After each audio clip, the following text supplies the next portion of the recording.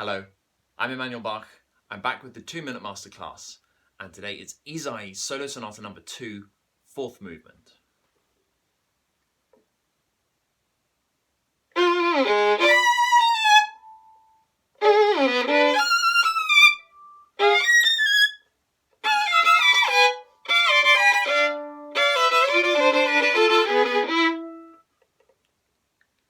This finale to this solo sonata has a real extreme quality about it. It has extremes of dynamics, extremes of emotions. But there's also a strong element of shock. It's not just extreme emotion. The finale, this 4th movement, is like a rude awakening from the contrasting world of the 3rd and the 2nd movement. It also forms a kind of frame around the sonata with the 1st movement, which also has these extremes of emotion. And the opening is really a total jolt. It's like a shock to the system.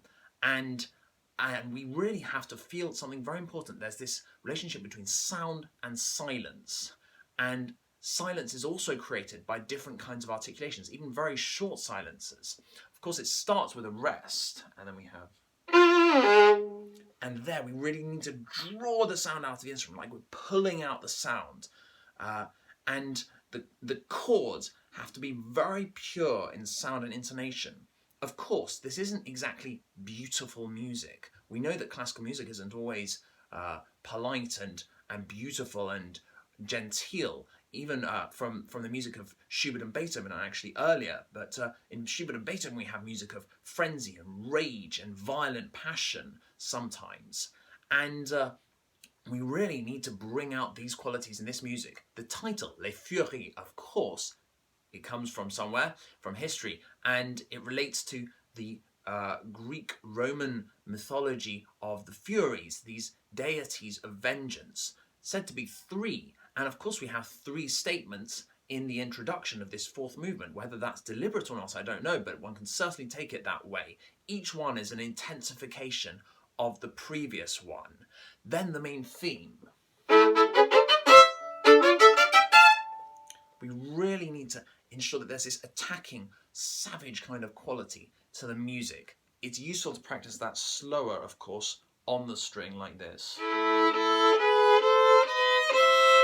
Ensuring real purity of intonation in each of those dyads, those 2 notes that are played together, so that the ringing sound of the violin also carries through. We do have to pay attention to quality of sound in this music, as well as quantity and power, but the intonation will help the power and the punchiness of the sound. There's also the Dies Irae theme to think about here. And it's important in this music to have a really clear mental image of what's happening. How much impact comes from the silence, how much from the sound, and what sound we're striving for. We can bring out the Dies Irae a little bit, even though there's no accents or tenutos in the score, so that it's very, very clear. We certainly need to have it clear in our mind. Then the Ponticello, of course, that's a completely different sound world. It really is almost like a kind of hallucination or delirium. These Furies are possessing the mind as well as attacking physically surrounding these people, and it's the wicked people of the world in both the underworld and actually on Earth itself, and they're being harangued by these essentially demons of a certain kind, but they're actually deities. And the Ponticello has to be really Ponticello, so it sounds spine-chilling.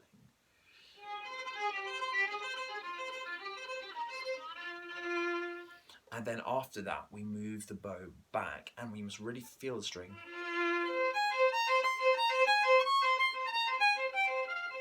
Even though it's soft, we need to feel like we're kind of drawing the sound out very, very subtly, and almost kind of like there's something subliminal going on.